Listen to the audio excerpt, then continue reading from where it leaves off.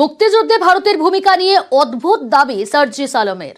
ইউনূস সরকারের সদস্য যুব নেতা সার্জিস আলম নিজের যে প্রতিদ্বন্দ্বী রাষ্ট্র পাকিস্তান, সেই পাকিস্তানকে দ্বিখণ্ডিত করার যে সবচেয়ে বড় অন্তর্নিহিত ইচ্ছা, সেই ইচ্ছার বহিঃপ্রকাশ 1971 সালে ভারত করেছে।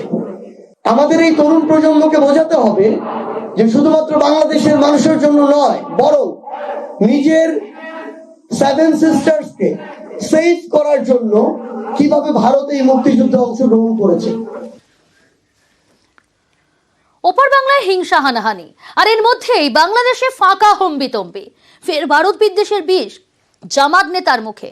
আগ্রাসনের ভুয়ো অভিযোগ তুলে এই দিল্লিকে নিশানা শফিকুর রহমানের।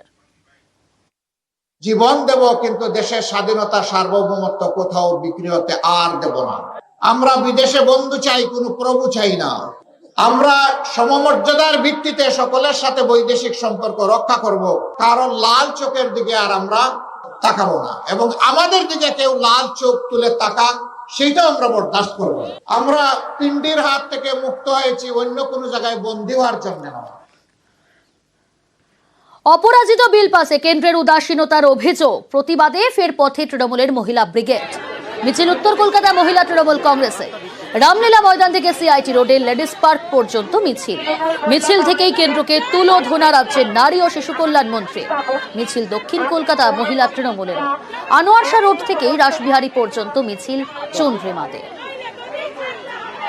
4 মাস অপেক্ষা করলাম, এখনো বিলটা আইন হলো না।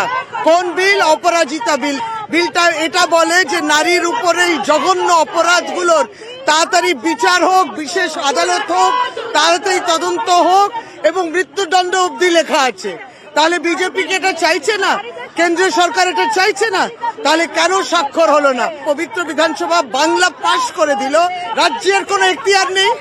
তাহলে রাজ্য যে তার নারীর নিরাপত্তার কথা ভাবছে, কেন্দ্র সেটা ভাবছে না কেন? তারা কি তার নারীর নিরাপত্তা চায় না? নারীর সুরক্ষা চায় না?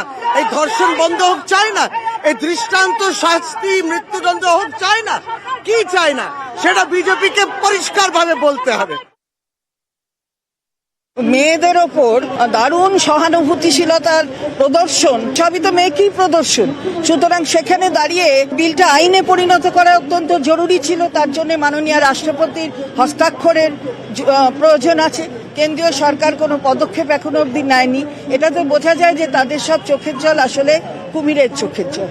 আসলে খালি ভোটটাই লক্ষ্য, কিন্তু মেয়েদের আসল যে স্বাধীনতা, অর্থনৈতিক ক্ষেত্র, রাজনৈতিক ক্ষেত্র এবং সামাজিক ক্ষেত্র, সেটা কখনোই বিজেপি সরকারের লক্ষ্য নয়। বাসে মহিলা যাত্রীদের সঙ্গে অভব্য আচরণ। বাস থেকে 100 ডায়াল মহিলার। ধর্মতলা সাঁতরাগাছি রুটের বাস থেকে ফোন, আর ফোন পেয়েই তৎপর পুলিশ। টোল প্লাজায় বাস দাঁড় করায় পুলিশ। বাস থেকেই আটক করা হয়েছে 2 জনকে।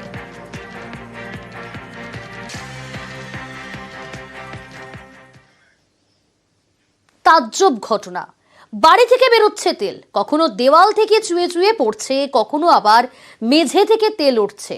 আর এ নিয়ে আতঙ্কে সোনারপুরের সরকার দম্পতি। তেলের উৎস সন্ধানে আসরে রাজপুর সোনারপুর পুরসভা। দেওয়াল থেকে তেল বেরোচ্ছে, মেঝে থেকে উঠছে তেল। তেল জমে দেওয়ালে কালো ছোপ পড়েছে।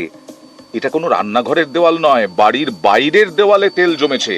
কারণ এই দেওয়াল থেকেই মাঝে মধ্যে তেল বেরোয়। বাড়ির মেঝে থেকেও তেল ওঠে বলে দাবি। পরিবারের দাবি 50 বছর আগে দক্ষিণ 24 পরগনার সোনারপুরে এই বাড়ি তৈরি হয়, আর প্রায় 2 বছর ধরে বাড়ির একাংশ থেকে তেল বেরোচ্ছে। তেল কালি তেল আস্তে আস্তে নিচ থেকে ওপর দিকে উঠছে, সানসেটে চলে যাচ্ছে, নিচে তেল ড্রপ ড্রপ পড়ছে। এবার ব্যাপারটা যে কি হচ্ছে কিছুই বুঝতে পারছি না। কালো বার্নের মতন হচ্ছে, এটা কি থেকে হচ্ছে আমরা বুঝতে পারছি না। হয়ে যাচ্ছে সমস্যা আর কি, পরে বেশি কিছু হলে ভেঙে না পড়ে। আর বাড়ির উঠোন থেকে ঘরের মেঝে, বাড়ির একাংশ সব সময় তেল তেলে। এ নিয়ে সরকার দম্পতি বিরক্ত। তাদের মনে আতঙ্ক, বাড়ির দেওয়াল থেকে তেল বের হবে কেন? কারণ খুঁজতে আসরে রাজপুর সোনারপুর পুরসভা। আমার তদন্ত করে দেখলাম যে বিষয়টা খুবই স্পর্শকাতর, এবং সেই কারণে আমরা ওই যাদবপুরের জিওলজিক্যালের ডিপার্টমেন্টে আমার পার্টি, আমরা আশা করবো বিষয়টাকে আমরা সমাধান করতে পারবো। প্রাথমিকভাবে মনে করা হচ্ছে এই তেল দাহ্য নয়। সোনারপুর থেকে অর্পণ মণ্ডল, নিউজ 18 বাংলা। আসি পরের খবরে। মুখ্যমন্ত্রীর ঘোষণার পরদিনই চাকরি। সন্তোষ ট্রফি জয়ী বাংলা দলের ফুটবলারদের নিয়োগ প্রক্রিয়া সারল রাজ্য। পুলিশের চাকরি পেলেন রবি হাঁসদা, চাকু মান্ডিরা।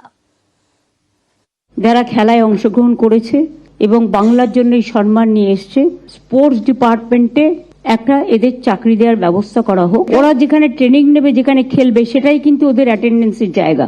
অ্যাজ এ স্পেশাল প্রভিশন না করলে এদের পরিবারগুলোকে পেছুটান থাকে, ফলে ওরা কিন্তু মন দিয়ে করতে পারে না।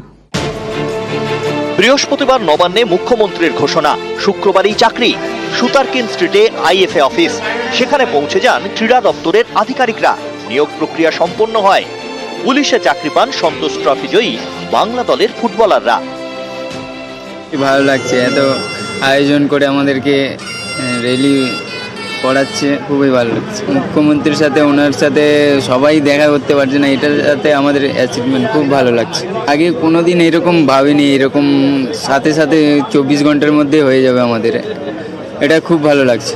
অসংখ্য ধন্যবাদ জানাবো আমাদের মুখ্যমন্ত্রীকে, যে এত বাংলাকে আমরা যে উপহারটা দিয়েছে, আর বাংলা যে আমাদেরকে যে উপহারটা দিয়েছে, সেটার জন্য অসংখ্য ধন্যবাদ জানাবো মুখ্যমন্ত্রীকে। সবাই খুবই খুশি, যেহেতু আমরা গরিব ঘরের পরিবারের ছেলে, তো একটা চাকরি থাকলে আমাদের খুবই ভালো হয়। তো চাকরির সাথে সাথে আমরা খেলাটাকে কন্টিনিউ করতে চাই। 31শে ডিসেম্বর সন্তোষ ট্রফি জয়। আবারও ফুটবলে ভারত সেরা হয় বাংলা। এবারের সন্তোষ ট্রফিতে সর্বোচ্চ গোলদাতা রবি হাঁসদা, মোট 12টি গোল করেছেন। ফাইনালে রবির একমাত্র গোলেই কেরল বধ। 1 জানুয়ারি কলকাতায় ফেরেন ফুটবলাররা।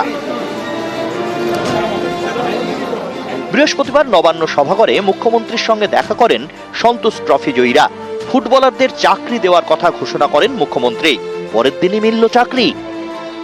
খেলোয়াড়েরা যারা মোস্টলি গ্রাম বাংলা থেকে এসছে এবং তারা নিজেদেরকে প্রমাণ করেছে, তাদের জন্য এইটা প্রাপ্য। এবং এইটা আমি ছেলেদের বলেছি, এই যে উৎসাহ, যে উদ্দীপনা, এটা যেন মাথাটা খারাপ না করে দেয়।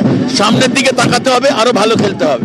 এটা বাংলার ফুটবলে একটা অন্য স্রোত আনবে, একটা অন্য জোয়ার আনবে বাংলার ফুটবলে। এতগুলো প্লেয়ার যারা চাকরি পেল সন্তোষ ট্রফি চ্যাম্পিয়ন হওয়ার জন্য, এদের দেখে কিন্তু আরো অনেক প্লেয়ার এগিয়ে আসবে, যে বাংলার ফুটবলে ভালো খেলতে পারলে তাহলে কিন্তু চাকরি পাওয়া সম্ভব। ফুটবলের ইতিহাসে নেই যে হাতে হাতে সরকারি চাকরি পাওয়া গেছে। নিউজ 18 বাংলা। ডান হাতের তর্জনীতে ছিল টিউমার। ভেলোর থেকে অপারেশনেও কাজ হয়নি। শেষমেশ কলকাতা মেডিকেলেই সাফল্য। বসিরহাটে মহিলার এখন এলিয়েন হ্যান্ড, 4 আঙুলের হাত। আফতার সিনেমার এলিয়েনদের মতোই তিনি এগিয়ে যাবেন।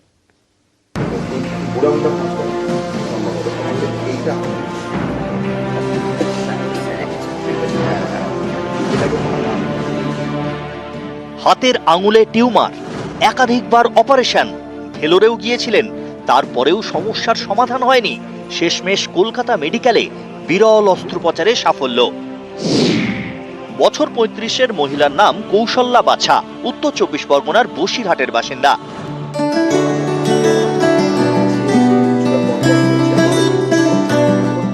কলকাতা মেডিকেলে চিকিৎসায় এখন তিনি সুস্থ। অপারেশনে তার ডান হাতের তর্জনী বাদ গিয়েছে।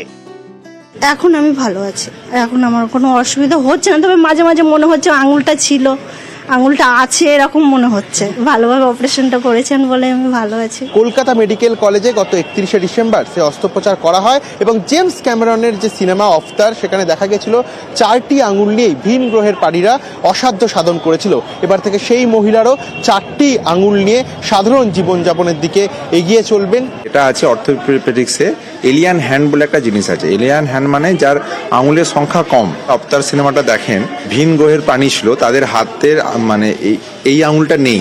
ওই 4টে আঙুল দিয়ে তারা অনেক দারুণ দারুণ মানে হচ্ছে কাজ করে বেড়াচ্ছে। আর ওইটা একটু মাথায় ভিজুয়াল ইমপ্রেশন ছিল যে তাহলে এই আঙুলটা বাদ দিয়েও কিন্তু ও অ্যাক্টিভলি সবকিছু কাজকর্ম করতে পারবে। টিউমারের সঙ্গে আঙুল বাদ, যন্ত্রণা থেকে মুক্তি, এ লড়াই শুরু হয় বছর 7 আগে। কলকাতা মেডিকেলের আগে বিভিন্ন হাসপাতালে 3 বার অপারেশনও হয়েছে। কিন্তু সমস্যার সমাধান হয়নি। 3 বার অপারেশন হওয়ার পরে আমার আর ধৈর্য ছিল না স্যার। আমার মনে হচ্ছিল যেন যে আমি আর অপারেশনও করব না, ওইভাবে ওই ওষুধ খেতে বলছে, ওই ওষুধ খেয়ে যা হয় হবে। তারপর আমার হাতের পরিস্থিতি ভীষণ খারাপ হয়ে গেছিল। যদি কোনো কারণে কোনো পেশেন্টের সার্কোমা ধরা পড়ে, সেটা একটা যুদ্ধের মতো আমাদের কাছে। যে এমনি কিছু করতো না, কিন্তু বারবার যদি তাকে খোঁচানো হয় তখন তার খারাপ রূপ তো ধারণ করবেই। টিউমারটাই এরকম, এটা কোনো ডাক্তারের কোনো ফল নেই এখানে।